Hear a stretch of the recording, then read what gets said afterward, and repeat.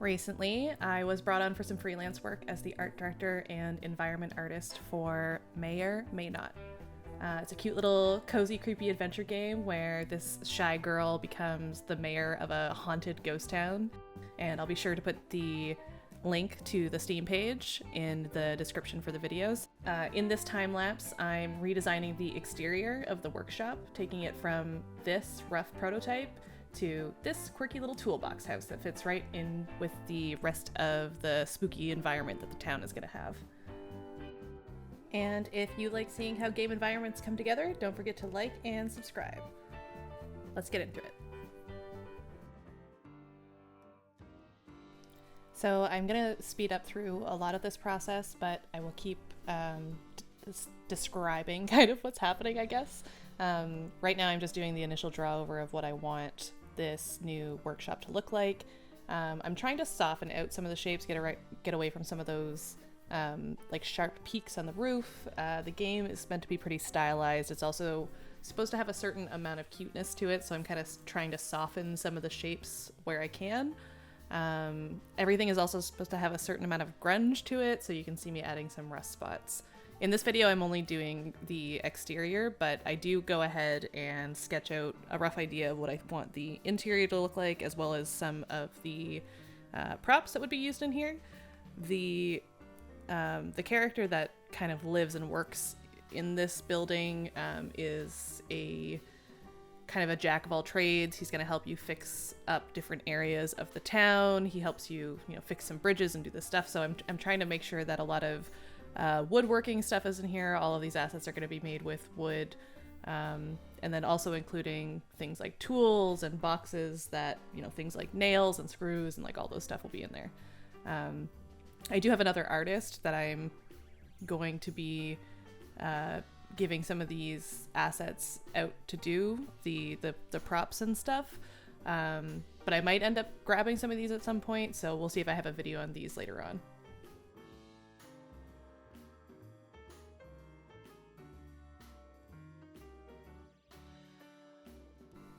And now I'm just kind of quickly sketching out each of the individual props that I had added into that interior scene. This is going to work as the cut sheet for the other artist that is going to get assigned to these props. So I'm doing a collection of cabinets, just kind of alluding to the wood grain. The other artist, I'm pretty confident they'll be able to just kind of run with this. So we're trying to go through this really quickly. We're hoping to release Mayor May Knott for Halloween of this year, so it is a very quick process.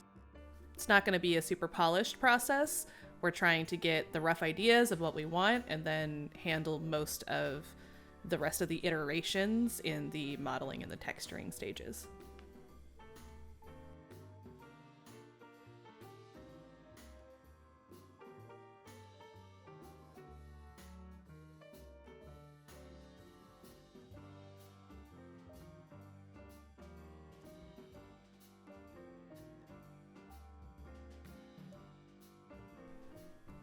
So now I'm literally taking the prototype from the project into my Maya scene, and I will be using this as a template as I get my model started.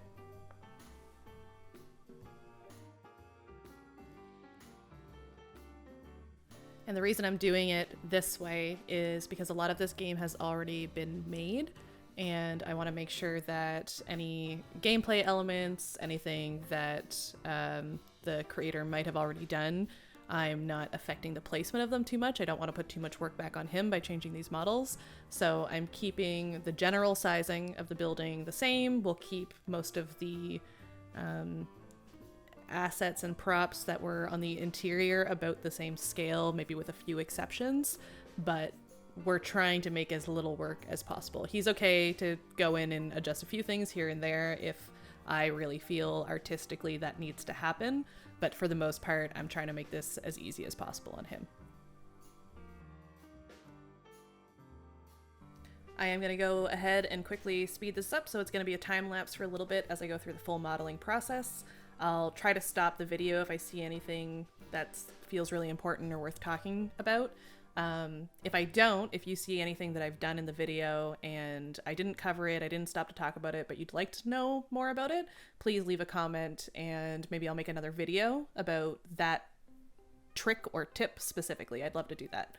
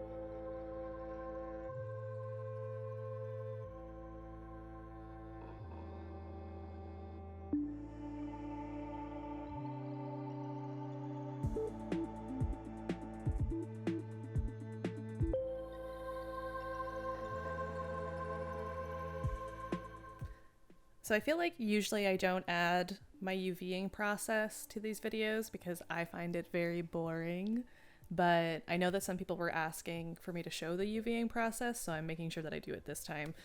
Right here, the first thing I do with all of my models is that I just camera project the UVs, and then I go through every single piece and make my cuts that way. It's the way that I work. I find I like it the most. I don't do like planar projections or anything like that. I always do a camera projection of my UVs, and then I go through and I make my individual islands, I'll make my cuts, and then I go ahead and reorganize the entire UV tile. So I'm going to speed it up, but that's what you're going to see me doing here.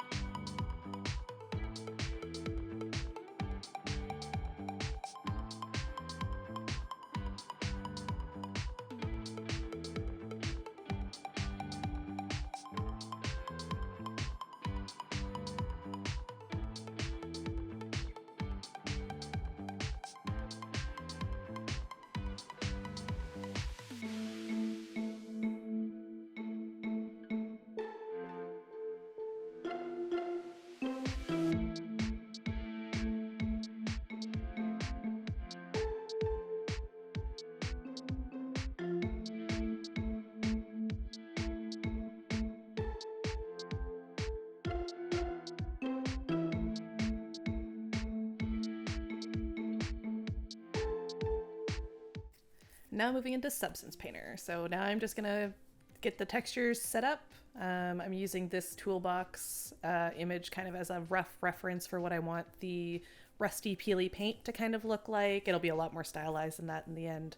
But yeah, I'm gonna go through this process. I won't speed it up as fast. It's pretty simple. We're not going too crazy on any of these assets. We're trying to keep the textures really small as well, so we can't be too detailed.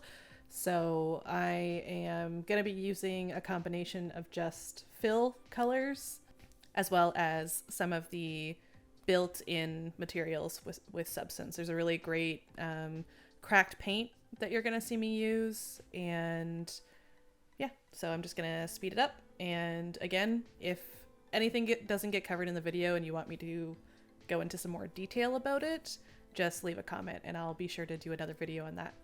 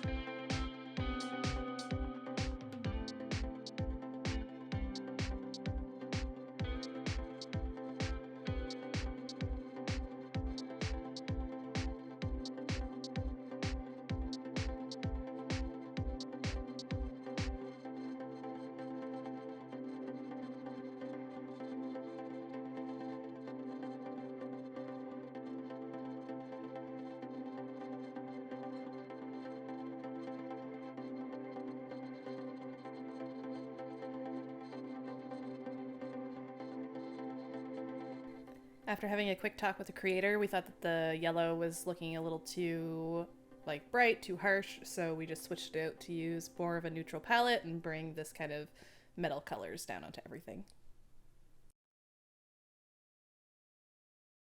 And that's it for this video. So make sure you hit like and subscribe, and I hope to see you when we work on our next building. Bye!